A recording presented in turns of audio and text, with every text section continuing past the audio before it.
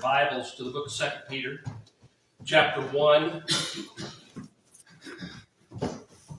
We'll be going there in just a moment. But I might begin this way. In 1 Peter, chapter 2, Peter wrote these words. He says, "As newborn babes, desire the sincere milk of the word, that you may grow thereby."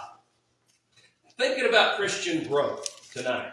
You know, I always post my sermon titles on Facebook, and our sister from down in Crockett, Texas saw that. I put on there, this sermon title was A Math Lesson, Add. Okay, well, I left off the math lesson tonight, but she says, that sounds like a math teacher who's also a preacher. So, you've got that. But it is. I'm thinking about growing tonight. Grow, that you may grow thereby. Peter understood and he encouraged the need for us to grow spiritually.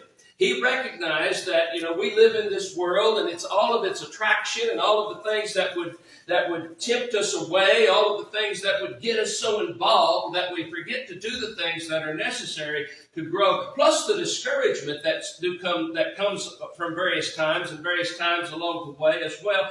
They're a real threat to our being immature as Christians. Again, Christians who haven't grown as they should. And so, as newborn babes, desire the sincere milk of the word that you may grow thereby. The sincere milk of the word causes spiritual growth among Christians and within Christians. I think it's important. And so in the second letter, as we're going to turn there in a moment, 2 Peter chapter 1, verses 5 through 7, he stresses a deeper knowledge, and he's spoken about the divine nature. As you look at the beginning of that chapter in verse 4, and again, we have been given exceedingly great and precious promises, and that through these, you become, or you may be, partakers of the divine nature, having escaped the corruption of the world through lust. Again, that divine nature clearly separates us from the corruption, from the depravation of the world. And again, after that, then he urges us to do this adding that I'm talking about this evening. Again, a clear reference here in our passage we're going to be looking at to spiritual Christian growth